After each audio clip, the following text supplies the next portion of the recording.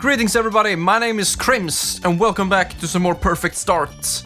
Today, it's still February 7th. We're gonna continue with where we last left off with the Pelagic 2. For some reason we're back in this institute. I don't know how that works in the story. It kind of confuses me. Do we want to go over and say hello to Daniel? I think he has learned his lesson by now. I mean, a normal person wouldn't really continue with that, you see? He is trying his best, but at least he's just acting normal. So that's okay. Carrington, you're cool. I'll see you next time. See, he's just doing that stretching maneuver. Okay. Alright then, welcome back my friends. The last mission was, exploration in subtitle. And the next one is Deep Sea Nullify Threats. And we're gonna do Special Agent, of course. This mission has a lot of text, so for those of you who don't really care about the story, feel free to skip ahead because there's a lot of reading here. Background. The goal of the conspiracy is revealed at last. A massive alien ship lies on the floor of the Pacific, at least partially sentient, though sleeping. The C-10 ship is even now being overrun by the Skedar and their unwitting minions, the Datadyne Corporation. So these briefings, they many times spoil the mission, and I don't know if it's worth. I mean, of course we're gonna read through everything, but I read through this a little bit just before starting this recording, and it spoils a lot. A massive alien ship on the floor of the Pacific. Like, what? Okay, sure. Carrington. Our cursory examination of the research data astounds us. We've put together as many objectives as we can based on our interpretation of this data. The massive structure on the seafloor is a spacecraft of alien origin. It is apparently a sentient craft of a race called the C-10s, though it is currently dormant. However, it houses the most dangerous weapon you could imagine. Cool. Objective 1. Reactivate teleportals. Returning the teleportals to active status will mean you're able to access regions of the C-10 ship that would otherwise be inaccessible. If the Skedar have managed to block off entry to the control room, then the long way round might be your only other way in. It's so weird to say teleportals, because most people today say teleports, or I don't know, just saying the whole word, kind of weird. The disable C-10 mega weapon. This is what it is all about, a weapon of fantastic magnitude. According to the deciphered research notes, it is capable of reversing the weak nuclear forces that hold molecules together. If the Skedar gets their hands on this, Earth will be an expanding cloud of dust within the hour.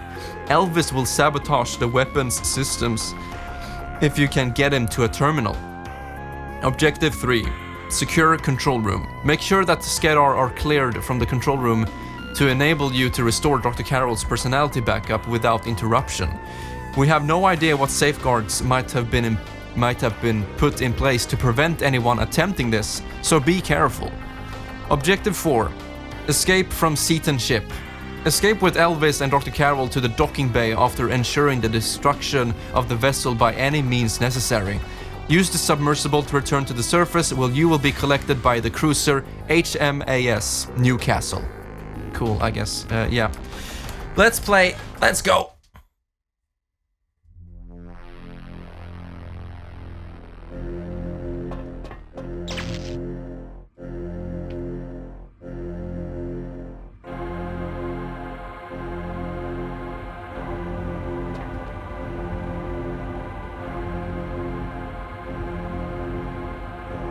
This doesn't seem normal. No one's around. No signs of conflict, no spent ammo cases or bullet holes. But there ought to be a rear guard at least. It makes no sense. There has to be someone further inside. Cover me.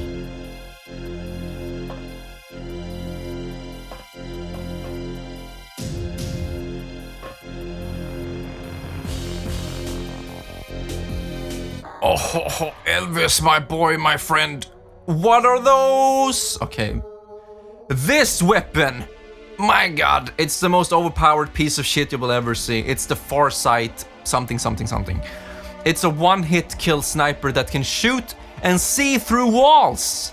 It's insane. And with the AI holding it, they have perfect aim. Alright, so this is a deep sea Nullify threat. This first room is very missable in a sense. Like, I always go forward right away, but since this is a commentary recording, I always want to see as much as I can. So, I'm gonna be completely honest with you. I've played this game so many times, but I have no memory whatsoever of these 3 rocks. You see? Gaming logic and memories, like, these 3 rocks, goddamn! But for me, it's so interesting. Like, I'm seeing stuff I've never seen before. Because I played the game very impulsively as a child, just going around shooting things, didn't really understand anything what's going on. I didn't understand where we were, like, what? But now, knowing English and reading these texts, now I finally understand what's, going on. There's the cheese, it's right over there. Kind of easy to see in this version. On the N64, not so easy. But it's right there. So we're in the deep sea. This is a space sentient craft. That's pretty damn cool, It's a sentient spacecraft of the Cetans, and I've never heard about them before. This mission, as you saw in the beginning, had these cloaking soldiers, and it's not that fun, actually. We do have the shotgun and IR scanner, so yeah, we can see them. Easy mode. They have a lot of health for some reason. I thought that, their weakness, they are invisible with the cloaking shit, so they would have a weakness being maybe weaker. But no, they're not. They're just straight up much stronger than all of the other guards we have seen. They take so much shots, they're invisible. Holy crap, did you see that? He turned around instantly and shot him. He did. And also these guards, they don't drop any weapons for us, you see that? So now the game is really turning up the difficulty level. Underwater, I guess? Okay. This mission, I don't know how to describe this feeling I have, but this mission has always kind of been my least favorite. But the older I get, the more I appreciate it, especially now when I know the story a lot better. The music is... fucking hell, I say that every time, but it's so good. It's really nice. You should just sit down after this commentary and listen to some of these tracks. They are brilliant. But since I didn't really understand where we were as a child, what this place is. Holy fuck, they do a lot of damage. We need to be super careful. Whoo! Elvis, that was nice. Proximity mine? Cool. It's so different. Super different. I don't know why we have... Wait, did we have Outwame? Oh, it's a scatter right there, you see. Oh. But he dead. We don't have to care about him too much. Man, we need to be careful now. We don't have a lot of long-range weapons.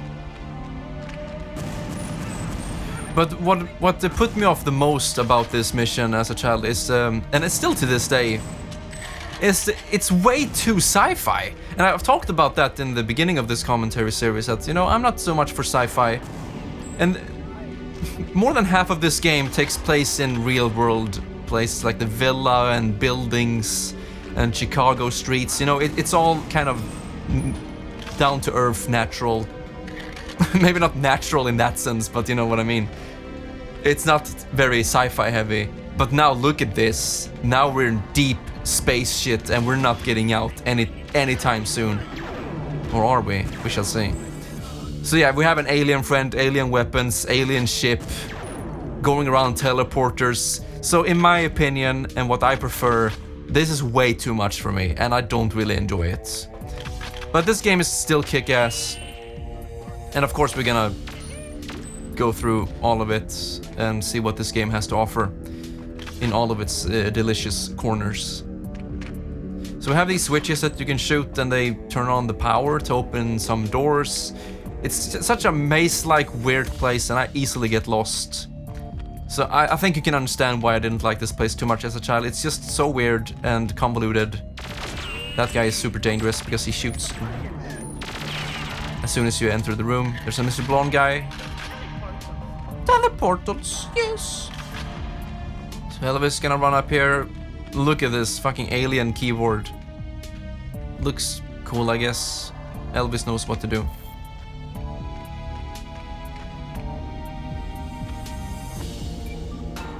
He's barely even looking at it.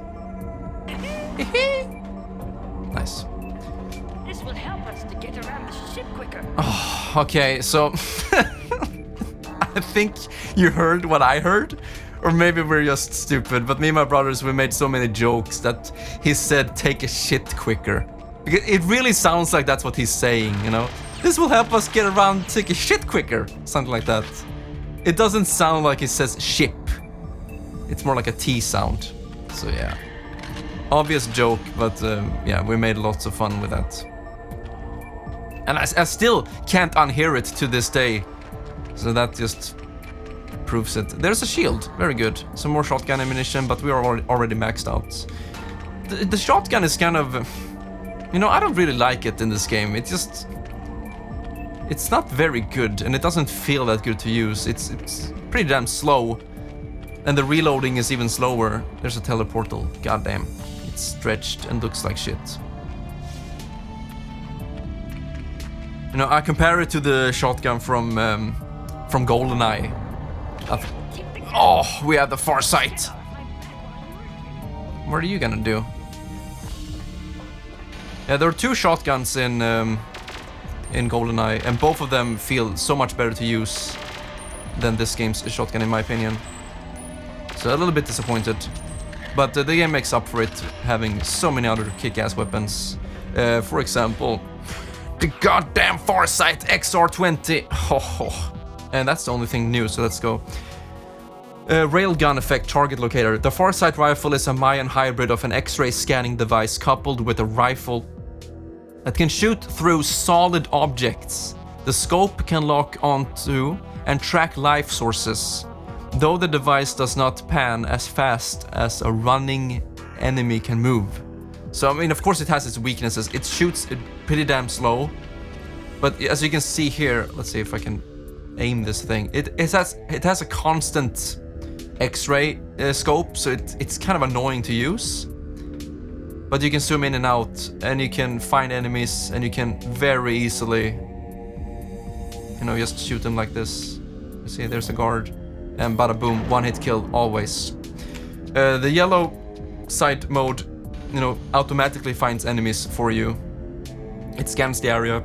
Right now we can't find any enemies. You see? Right there. But we have to be careful because the shot goes through everything, even allies. So if Elvis... I don't want to shoot right now because Elvis might be in front of that shot and we failed the mission. Still a very cool way how you reload it. Elvis might be dying here. Shit. Oh, does he even have a weapon now? No, he doesn't. Shit, we really need to be careful now. So yeah, Farsight is obscenely overpowered. Not great. Stupid overpowered in multiplayer, of course. Because as soon as you kill someone, they spawn randomly without any weapons. But and normally, when an enemy doesn't have any weapons, the auto-aim is turned off, but the Farsight doesn't give a shit about that. So in multiplayer, they spawn without weapons, you still have the Farsight, you have auto-aim, it finds them, you can just rank up kills, they can't really do anything against you. So, yeah, not fun. I mean, of course, against bots and whatever, to clear some hard challenges, of course it's really good to use. And the AI doesn't know how to use it in that sense, you know, scoping and shooting through walls. They just go up to you and shoot you normally. But it is still a one-hit kill weapon, so you still have to be careful. It doesn't kill you through a shield though, so it's 2 hits if you have a shield. So Elvis is gonna be here and we need to protect them by shooting these mini scatters that are gonna pop up randomly. We can use the targets, hopefully find some of them. You see they're right there. Boom, headshots. But they're way too small, and they only have 1 HP, I believe. So might as well shoot them with a CMP like this, just one tap them. Just like that. And we still have auto-aim, so easy peasy. Only 3 spawn locations. But I do believe they one-hit Elvis. I might be wrong there, but it's easy with the CMP because you also have the super lock on like this. Boom. Like, how can you possibly fail? Oh, they don't have 1 HP. He actually survived. Well, there you go. But here's the thing. With the Farsight and the AI's hand, they shoot it a lot quicker than what humans can do. So it kind of balances out that way. And when you're playing against the hardest bots there is, which is Dark Sim, who has 100% perfect accuracy at any distance with perfect reaction times, them having a Farsight is kind of game over for you, and you have to cheese your way in order to beat them. And I'm not going to talk too much about the multiplayer aspect right now, because once we're done with the campaign, we're going to go into all the side content that this game has to offer as much as we can. And so we'll see that once we get to it. I don't know how much of that bonus content I will do. It kind of also depends on how much you guys want to see. So once again, comments are really, really helpful. Let's see how interested you are in me showing a bunch of bonus things, or if we should just go straight to GoldenEye. We shall see. For the most part, I will definitely just do what I feel is fun. His teleportals are pretty damn cool. Now he's back, Elvis in action. Oh! He has the Phoenix. We can kick some ass. There is Dr. Carroll. And we need to protect him from a bunch of these Mr. Blonde dudes. This is back where we came from. So we're gonna go up to this guy and help him. Here goes. I just hope Datadyne haven't done anything to prevent this. Virus detected. Me and my big mouth. Commencing countermeasures. Commence.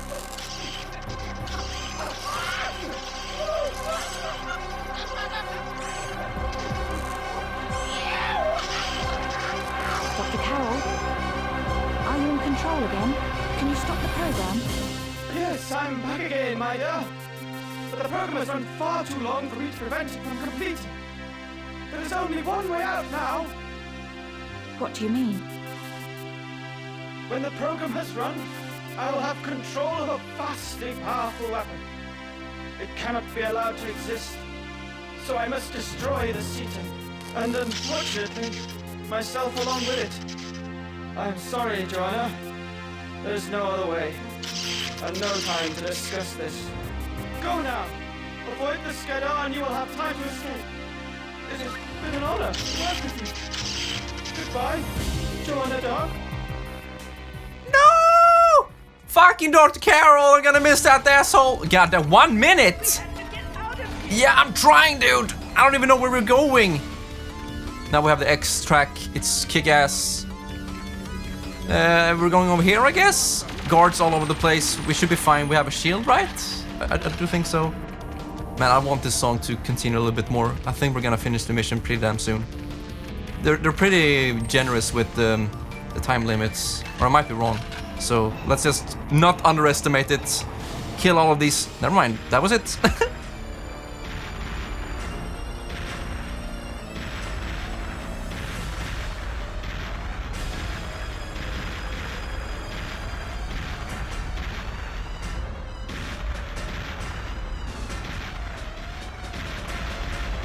We get it! Move on! Oh my god, those 10 frames. Okay, I mean, what do you say after that one? It just feels kind of rushed, you know? Very short escape route. Just a bunch of exploding. We don't see if Joanna makes it out or Elvis. We didn't see Carol's last moments or whatever. So I felt like that entire ending could have been done so much better. I mean, the mission briefing told us that we were gonna be picked up by a ship or something. Let me go ahead and read about that. I normally end the episodes on these, but what the fuck? No. I don't want to continue, right? Do I? Okay, look away. Spoilers. Ah! Oh my god! That did not happen. Decline. Okay, shit. Let me read about that again.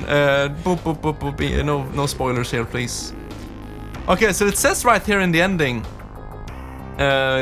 docking bay, ensuring destruction to the vessel by any means. Yeah, we did that. Use the submersible to return to the surface, where you will be collected by the cruiser HMAS Newcastle. You see, the game's lore and description talks about this, that we go up to the surface and we'll be picked up by a cruiser.